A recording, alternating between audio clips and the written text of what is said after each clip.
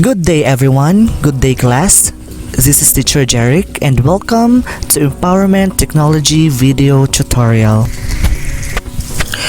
And our topic for today is all about advanced word processing skills. So at the end of this video lesson, our learners should be able to use some advanced capabilities of Microsoft Word commonly used to increase productivity and efficiency.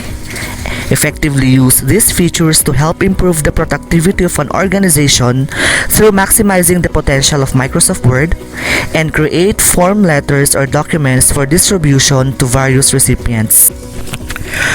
You were tasked to create and send out formal invitations for a promo campaign that a company is running. You were also initially given a list of 10 names of loyal customers to send out to. From the scenario above, describe briefly how you would most likely complete the task of sending 10 invitations with individual names of recipients using Microsoft Word. Give examples of documents that you can personalize and send or distribute. In the professional world, sending out information to convey important information is vital. Because of ICT, things are now sent much faster than the traditional newsletters or postal mail. You can now use the internet to send out information you need to share. What if we could still do things much faster? An automated way of creating and sending uniform letters with different recipients. Would that not be more convenient? One of the most important reasons in using computers per se is its ability to do recurring tasks automatically.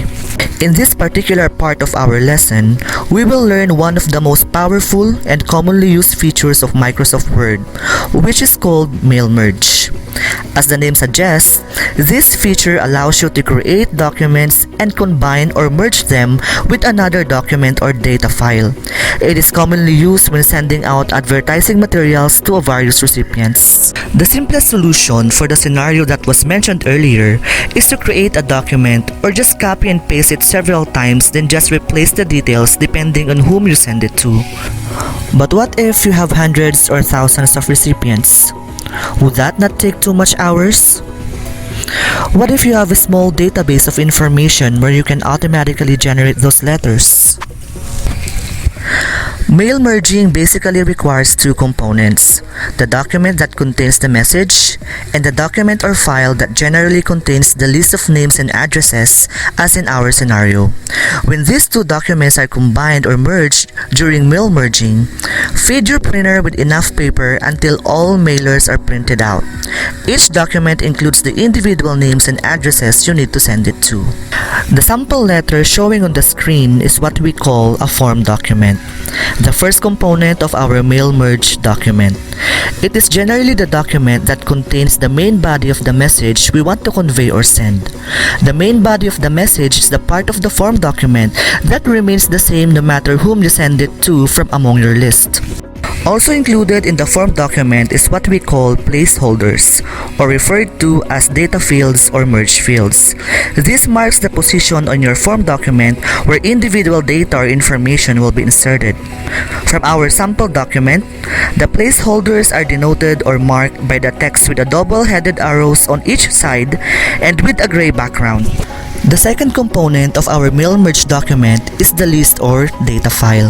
This is where the individual information or data that needs to be plugged in or merged to the form document is placed and maintained. One of the best things about the mail merge feature is that it allows data file to be created from within the Microsoft Word application itself, or it gets data from a file created in Microsoft Excel or other data formats. In this way, fields that needed to be filled up on the form document can easily be maintained without accidentally altering the form or main document. You can easily add, remove, modify, or extract your data more efficiently by using other data management applications like Excel or Access, and import them in Word during the mail merge process. Now that we have learned the components needed to accomplish a successful mail merge, let us put theory into practice. Let us take a look at the steps to create a simple mail merge document. Following our scenario, take the following steps to create and merge a simple covering letter to a list of names that you were tasked to send the letters to. To prepare for this activity, let us build a list of at least 10 names of people with their corresponding title, company name, and address. You may use the following fields: title, name, company, address line 1, address line 2, and address line 3. You may just write down your list on a piece of paper to make it handy and available when you need it during the course of this activity. Exchanging names and address with your classmates could be a good idea to build your list quickly. In creating a simple mail merge, first, open Microsoft Word and start a new blank document. Then on the Mailings tab, from the Start Mail Merge group, choose Start Mail Merge and then select Letters. And then let's have our form document or the main body of our message. Then after that, save your letter and name it as sample letter. Insert the fields that you need on the letter, like the name, company, address line 1, address line 2, address line 3, and title. You may want to make special markings on these fields as you are typing it. Most common marking you can do is by typing it in capital letters or all caps so you can easily identify them later. Save the main document once more. You can use Ctrl S to quickly do this step. On the Mailings tab, in the Start Mail Merge group, choose Select Recipients and then select Type a New List. Click the Customize Columns button on the dialog box for the new address list. This will allow you to modify the fields in the address list that Microsoft Word has predetermined. Select a field that you don't need, then click the Delete button. A confirmation dialog box appears. Then click Yes in the confirmation dialog box. The dialog box closes and the unnecessary fields disappears. Repeat steps 8 and 9 for each field you do not need. After removing the excess fields, the next step is to add the fields that you need. To add a field that you need on your document, click the Add button. Type the field name on the prompt inside the small Add Field dialog box and click the OK button. Repeat steps 11 and 12 for each new field you need on your main document. Click the OK button on the Customize Address List dialog box to confirm your changes. The new address list dialog box will appear again, ready for you to type in your data. Type the individual data from your list corresponding to name, company, address line 1, address line 2, address line 3, and title. Then press the Tab key each time to enter the next field. Repeat steps 16 to 17 until you enter all the records you want. Once you are done typing your data, click the OK button on the Add New List dialog box to save your data. A special Save Address List dialog box pops up, allowing you to save the recipient list. Type a name of the address list. Name it Client List. Then click the Save button. You should be back on your main document soon after. Then select a field placeholder in the main document. Then click the Insert Merge Field command button. Choose the proper field to insert in your text. For example, if you are replacing the text name in your document with the name field, choose the name field from the Insert Merge Field menu. The field is inserted into your document and replaces the all caps text. Continue adding fields until the document is complete.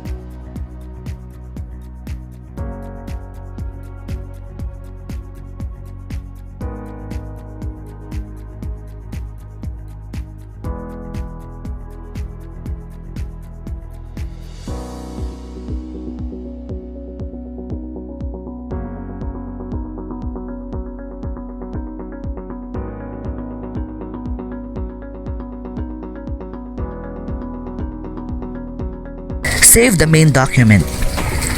Choose Finish and Merge to edit, print, or send your merged documents through email.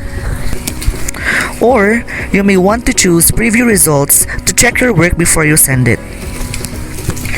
You should get a merged document close to this one.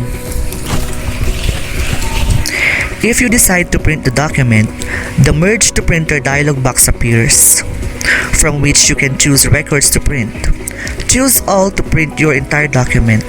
Alternatively, you can specify which records to print, then click OK. The traditional print dialog box appears. Click the OK button again to print your documents. Then save and close your document.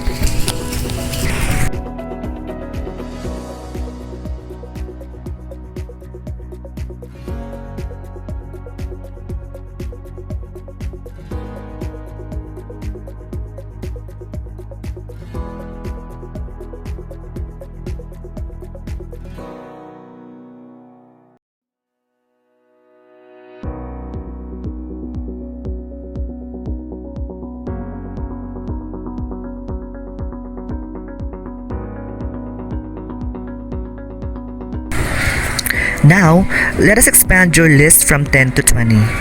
Again, it might be a good idea to collaborate and exchange names and addresses with your classmates. Also, add additional fields on your list so that it includes email address. On Microsoft Word, open your merged document. Go to the Mailings tab and modify your recipient list so that you have email address on the last column and 10 more additional entries on your list.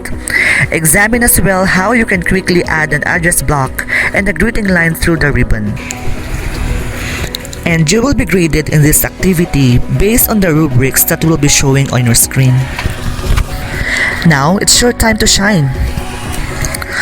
On a piece of paper, create a simple flowchart that summarizes the steps in creating a merged document. Describe how or in what ways you can manage the recipient list. Alright, so that ends our video lesson. Class, do you have any questions or clarifications or any comments regarding on this video lesson? If there's none, then see you again on my next video tutorial. Thank you, and class dismissed.